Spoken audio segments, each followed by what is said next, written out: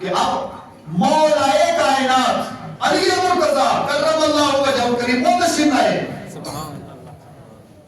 انہوں نے بھی یہی جملہ کہا, میں نے بھی یہی بات کہی, انہوں نے بھی کہا اپنا منہ کھولو. تو سرکار فرماتے ہیں غوث اعظم جیلانی کہ میں نے اپنا منہ کھولا تو مولا کائنات نے 6 بار اپنا لعاب دہن میری زبان میں ڈالا ہے. تو میں نے پوچھا کہ نبی پاک صلی اللہ علیہ وسلم تشریف لائے, انہوں نے 7 بار ڈالا اور آپ نے 6 بار.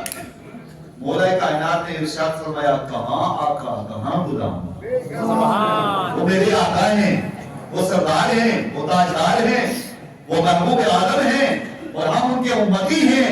تو لعاب دہن میں بھی میں نے 7 بار لعاب نہیں 6 بار اس لیے ڈالا تاکہ نبی میں اور امتی کے اندر برابری نہ ہو سکے. اب کہا کہ تبلیغ شروع کرو. اب اگلا جملہ سنیے.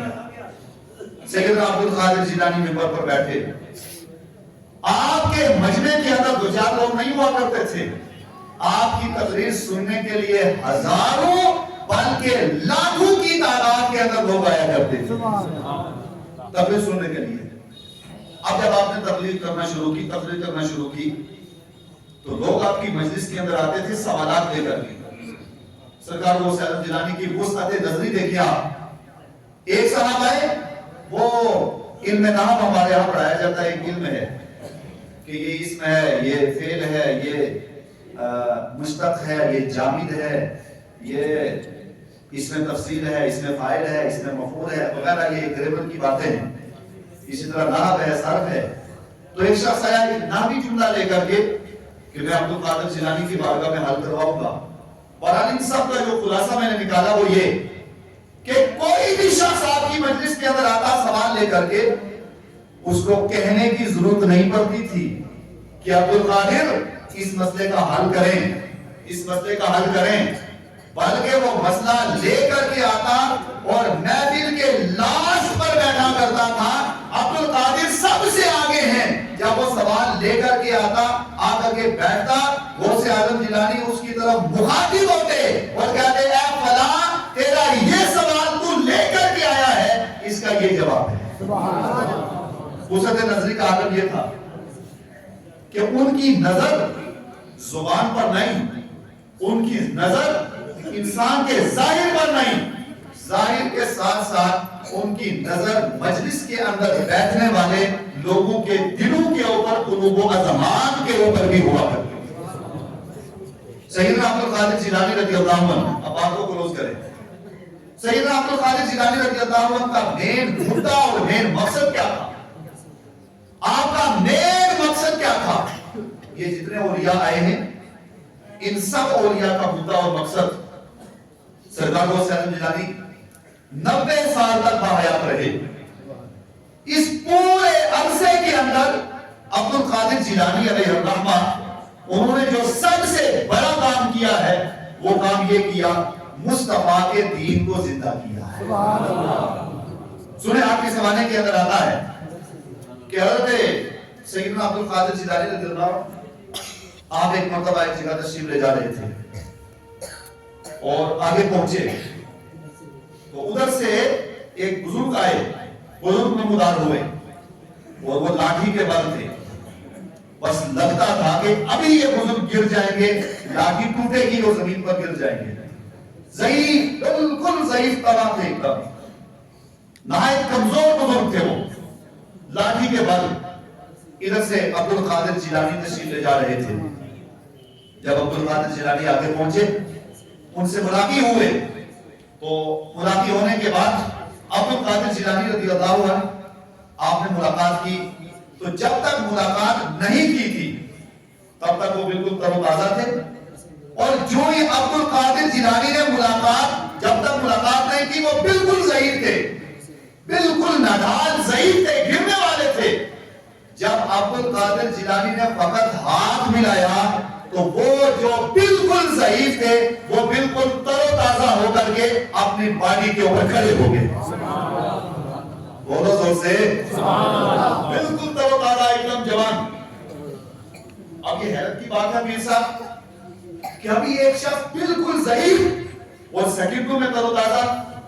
عبد القادر جیلانی نے پوچھا آپ کون ہیں؟ انہوں نے جواب دیا میں نبی رحمت صلی اللہ علیہ وسلم کا لایا ہوا وہ دین ہوں جسے دین اسلام کہا جاتا ہے.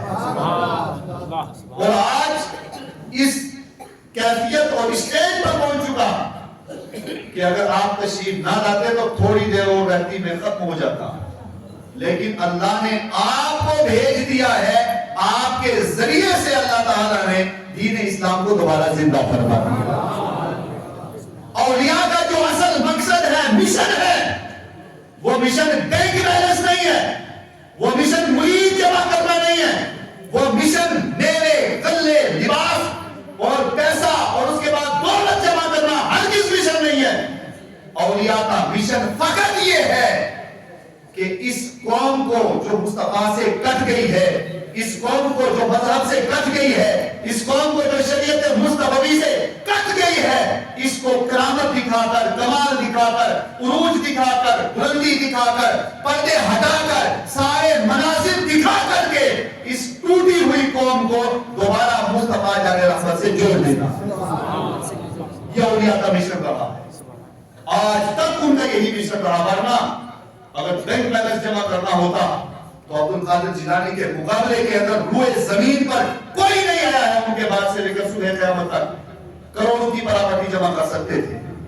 سیدنا عبد القادر جیلانی رضی اللہ عنہ, آپ کا عالم یہ تھا کہ عبادت کے ذریعے, تقویٰ کے ذریعے, ورع کے ذریعے, علم کی خدمت کے ذریعے, تفسیر کے لیے ہر فیلڈ میں اگر آپ دیکھیں گے تو کوئی بھی آپ کی مجلس کے اندر آتا ہے, یہاں تک کہ آپ کی سوانح کے اندر آتا ہے کہ آپ کی مجلس کے اندر بڑے بڑے دانشور لوگ بھی آتے تھے, بڑے بڑے فصاحت و بلاغت والے جو اپنے علم پر اور اپنے زہد و تقویٰ کے اوپر ان کو ایک عبور تھا, وہ بھی جب عبد القادر جیلانی کی مجلس میں آتے تھے تو وہ بھی آ کر کے اپنے سر کو جھکا لیا کرتے تھے اور وہ یہ کہا کرتے تھے کہ روئے زمین پر بڑے سے بڑے آئے ہیں لیکن عبد القادر جیلانی جیسا صادق کوئی نہیں آیا.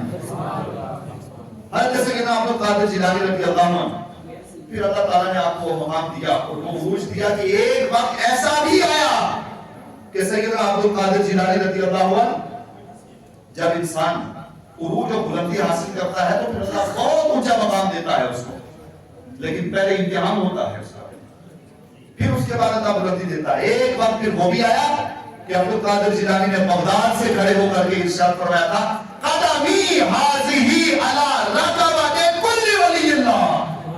ایک وقت وہ بھی آیا, آپ نے فرمایا میرا یہ قدم تمام اولیاء کی گردنوں کے اوپر ہے.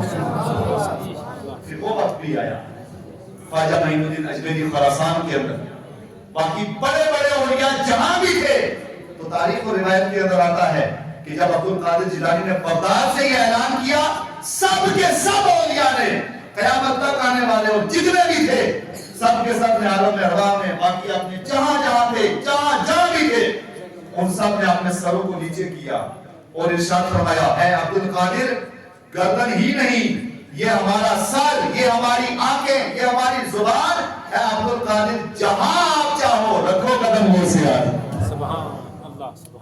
جب مدینہ شریف میں تشریف لے گئے تو آپ کے لیے روایت میں آتا ہے کہ مدینہ میں پہنچے تو کہنے لگے یا رسول اللہ صلی اللہ علیہ وسلم, میں آپ کے دست مبارک سے بوسہ کرنا چاہتا ہوں. تو روایت کے اندر آتا ہے کہ سیدنا عبد القادر جیلانی جب مدینہ شریف کے اندر تشریف لے گئے, نبی پاک صلی اللہ علیہ وسلم نے اپنے مزار اطہر سے اپنا ہاتھ مبارک عبد القادر جیلانی کے لیے باہر نکالا. سبحان, ہر میدان کے تاجدار, اور پھر اللہ نے وہ وسعت اور وہ کمال بھی ان کو دیا ہے. آج بھی آپ تجربہ کر کے دیکھ لیں, آپ تجربہ کر کے ان کو دیکھ لیں. آپ مشکل کے اندر, پریشانی کے اندر جب مبتلا ہو جائیں اس وقت آپ پکاریں, پکار کر کے کہیں یا عبد القادر جیلانی مدد فرمائیں. فوراً آپ پکاریں, سیکنڈوں کے اندر آپ کا مسئلہ ایک دم جو بگڑتا ہوا ہے وہ ایک دم سیدھا ہوتا ہوا نظر آئے گا. یہ اللہ تعالیٰ نے اولیاء کو طاقت اور ہمت عطا فرمائی ہے. اور یہ سارا کمال جو اللہ نے اولیاء کو دیا, یہ ولی کا کوئی اپنا کمال نہیں ہے, وسیلہ مصطفیٰ کا ہے اور میرا جہاں سے ہے وہ بارگاہ خدا کی ہے. اللہ تبارک و تعالیٰ اولیاء کے مشن پر ہمیں قائم رکھے. ایک علم ظاہر ہوتا ایک علم باطن ہوتا ہے. ان اولیاء کو اللہ تعالیٰ نے صرف ظاہری علم نہیں، ظاہری علم کے ساتھ ساتھ باطنی علم بھی عطا فرمایا. ایک مثال اس پر سنیں اور اس کے بعد بات ختم کریں. ظاہر اور باطن دونوں علم اللہ تعالیٰ نے عبد القادر جیلانی کو عطا فرمائی ہے. ظاہر کیا ہے اور باطن کیا ہے؟ ظاہر ہمارا چہرہ ہے، امامہ ہے، ہاتھ ہے، پاؤں ہے، یہ ظاہر ہے. مگر باطن اندر کیا چل رہا ہے وہ کیا ہے؟ اللہ تعالیٰ نے اس کی بھی معرفت ان اولیاء کو عطا فرمائی ہے. اسی لیے فرمایا کہ جب آپ علماء کے پاس آؤ اپنی زبان سنبھال کے رکھو، اور جب صاحب معرفت اور صاحب کشف کی بارگاہ میں آؤ تو اپنے دل کے اوپر نظر رکھو، دل کو سنبھال کر کے رکھو، کیونکہ ان کی نظر دل پر ہوتی ہے اور ان کی نظر تمہاری زبان پر ہوتی ہے. اللہ تبارک و تعالی ہم سب کو کہنے سننے سے زیادہ عمل خیر کی توفیق عطا فرمائے.